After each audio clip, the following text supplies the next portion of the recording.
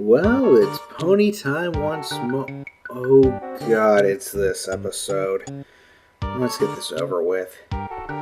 I've got mixed feelings about this one. The most important one is that I hate this episode.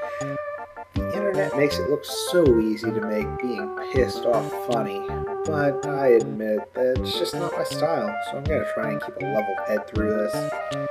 In the spirit of keeping things lively, we've now got background music. I think video game music would work best for this, so I'm going to go with a different game for each episode.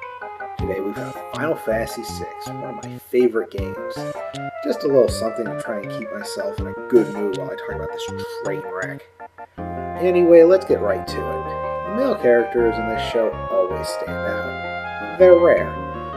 Big Macintosh, the unmitigated badass who only opens his mouth to declare the undeniable truth, and Discord, one of the greatest villains ever created. Fancy Pants, a rich dude who's not a total dick. The list is short, but it does go on a bit longer than that. However, this episode gives us the only unwelcome additions to that list: Snips and Snails. The Short Bus Brothers are annoying, and magnifying that annoyance is that they're totally loyal to our next asshole.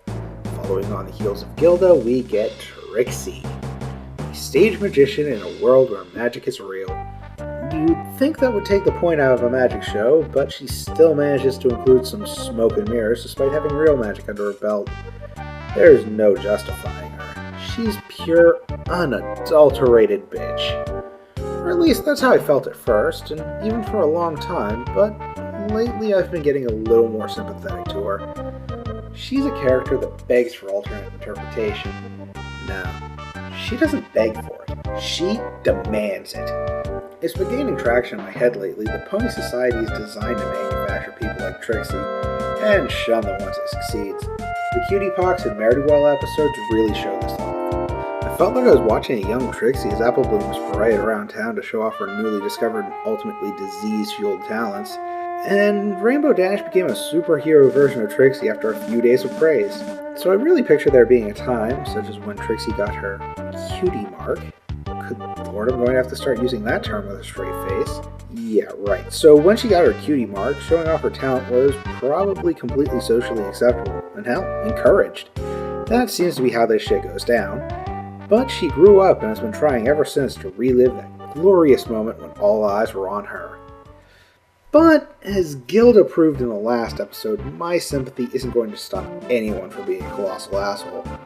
No, seriously, I can barely stomach this episode. Trixie is intolerable. I know it's intentional, but it really makes this one hard to sit through. Which is a shame, because I really want to like this episode. There are things to like. I like the moral, I like how it's presented. I like the characterization established and the character development that comes from it. Twilight's role in the episode is flawless, start to finish. She refuses to show off, but gets back into a corner where she has to perform an impressive feat to save the day.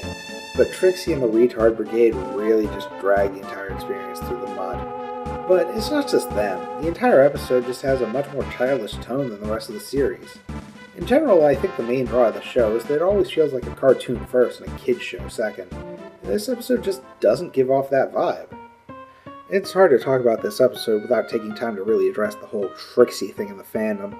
She's extremely popular despite being a one-shot character. A lot of people want to see her make a return in future episodes. And despite despising her and finding every second she's on screen unbearable to watch, I still manage to agree with them. I really can't put my finger on why she's got the following she does. It's probably not a single reason. There's the alternate interpretations working for her, whether it's being a product of society or trying to make friends the only way she can think of. And there's the fact that she's got a pretty awesome character design. Hell, I've even borrowed from it. And she's one of the few antagonists that isn't an actual monster. She has a reason to want revenge on the main cast, especially Twilight, for humiliating her at the end of the episode. She's even got magic as her talent and is a friendless loser with no social skills, making her a twisted alternate version of Twilight. It's hard not to want to see more. Going through this episode again is making me remember why I shouldn't. Pretty much every single thing she does is to stroke her own ego. When she's doing things better than everyone who challenges her, she kinda just uses her magic to fuck with them and keep them off her stage. She manages to get the better of everyone, but by no means would I call her dickery impressive compared to the shit everyone else pulled. And kinda like Nightmare Moon's Death Trap, she kinda loses focus the further in she goes with it. She does copy Applejack's trick of grabbing an apple with a rope, but with Dash and Rarity she just messes with them. With Dash she at least turned her own stunt against her. With Rarity she just took a dump in her hair. As bad as Trixie is, snips and snails are worse. You know it's bad when someone like her can't stand the little morons. Trixie's biggest claim to fame is a bullshit story about how she killed a giant space bear. An Ursa Major. The idiot twins buy into this completely. Spike tells them they shouldn't believe bullshit just because some asshole says so, and this turns out to be a really bad idea. Spike even phrases it perfectly to imply that they could make Trixie more popular by having her slay an Ursa in public. They even spell out that what he said gave them an idea, and he didn't do the math. Spike just got outwitted by the stupidest characters on the show. Come on, kid, I want to respect you. They go to the Everfree Forest, which already begins to lose its reputation of nobody has ever come out alive, which would have been a better fate for Team Braindead, but no, they wake up the Space Bear and, wow, I'm having Warcraft nostalgia, pulling a giant monster you can't solo back to town for someone else to kill. That's some old vanilla shit right there. Wow, that's a tangent. The Space Bear goes on a rampage and destroys Trixie's home and everything she owns, again proving that being an asshole will not be tolerated. Go crash with Gilda, bitch. Like the apple bucking episode, the moral is staring us right in the face on this one.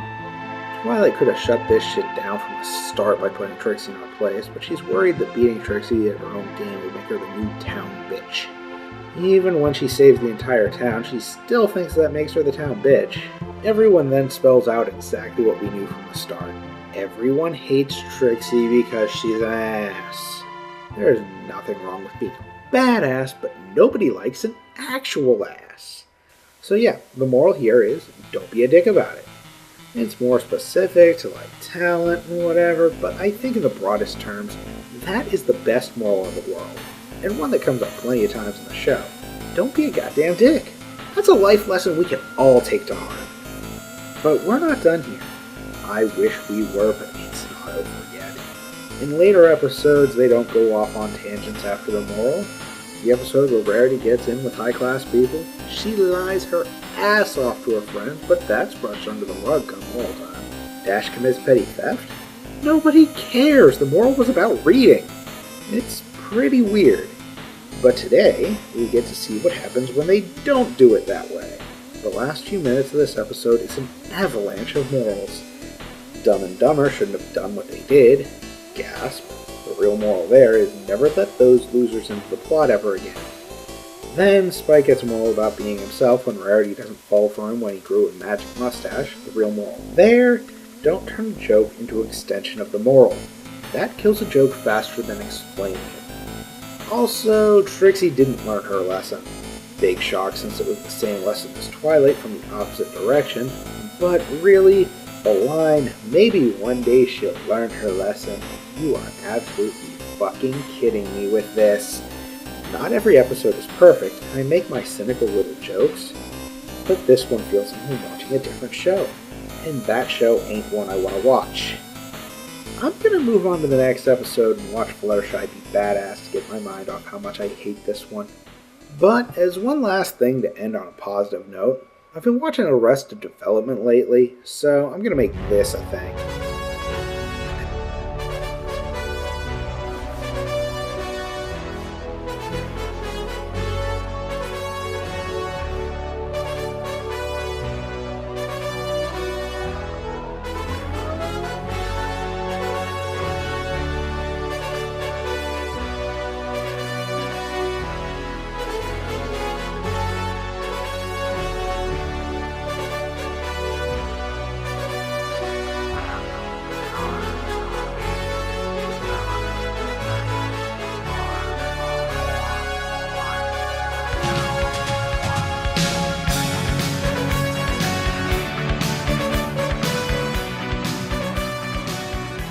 hilarious, man.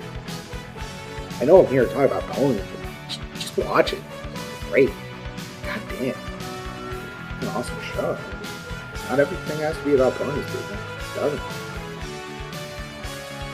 Love that.